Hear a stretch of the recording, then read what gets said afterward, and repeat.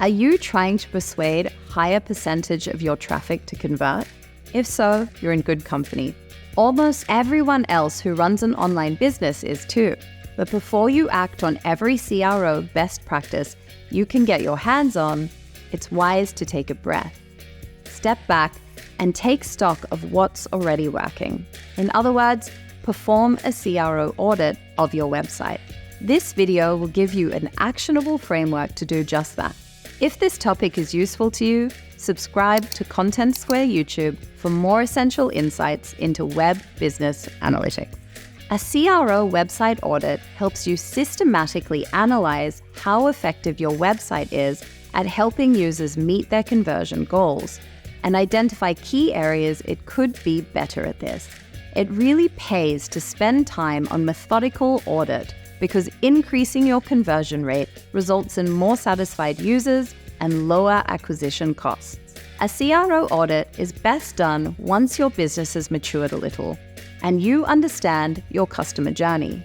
That is, the touch points users typically hit as they travel through your website and go from visitor to customer. Let's run through the 5 steps that make a CRO website audit. Step 1. Pick your parameters.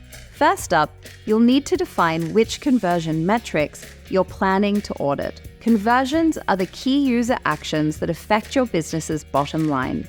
Depending on what industry you're in, your primary conversion metric might be sales, sign-ups, or form completions. When you've decided on a metric, you'll need to identify which pages of your site this audit will focus on. Choose pages that are both conversion-oriented and have healthy traffic numbers. That generally means ones that serve as key touchpoints in the customer journey. Think landing or demo sign-up pages. Step 2. Dig into user behavior. Next up, the most important part of the audit. Seek out perspectives on your product and website experience from both customers and almost customers. Use analytics software to understand how folks behave on your site and get insights into why they're deciding to convert or not.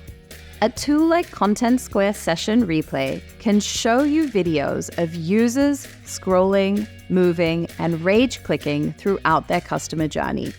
This can give you a clear picture of where they're getting frustrated and failing to convert. Combine analytics information with insights straight from the horse's mouth, or rather, the customer's mouth. Did you know that you can use Content Square to set up exit intent surveys, which appear when users navigate away from the checkout screen? This will allow you to directly ask, what didn't work for you about buying this experience? You can also run some good old-fashioned user interviews to get customer perspectives on your offer, its positioning, and how smoothly your website delivers it. Step 3. Identify some fixes. Your research will inevitably have flagged some ideas for improvement. Some of these will be quick wins, small changes that are easy to implement.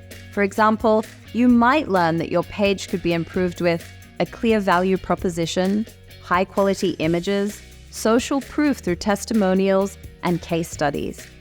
Easy ways to get in touch with your customer support team. You can implement these small tweaks quite quickly. If you have ideas for bigger and bolder improvements, you should test how users respond to them before rolling them out site-wide. One way to do this is to form them into simple hypotheses, which you can validate with A/B testing. For example, perhaps your book a demo page is converting poorly, and users told you that they're not signing up because they're not sure what a demo will entail. Your hypothesis might be, if we add clear details to the demo page about how long the demo lasts and what it will look like, more users will book. Show one group the original version of your page and one group the new, hopefully improved version. Run the experiment for a couple of weeks and see which version generates more conversions. Step 4. Action your changes. When you've pulled out some quick wins and validated some hypotheses with A/B testing, you'll have a list of CRO tactics that are grounded in solid customer research. You can confidently roll these out and expect positive results. If your optimization plan doesn't deliver the results you want, gather more user data and go back to the drawing board to form new hypotheses. Step 5. Schedule your next CRO audit. CRO isn't a one-and-done job. In 6 months, you might have new competitors with new offers, or your own product might have changed. To keep your conversion rates as high as possible, you'll need to embark on this process of research, synthesis, and experimentation semi-regularly. Set a calendar notification reminding you to restart this process in 6 months' time. These 5 steps can help you appraise how hard your site is working to convert visitors and formulate a bespoke strategy to make it work even harder. But you could condense all this advice down to one principle: listen to what your customers need from you and deliver it.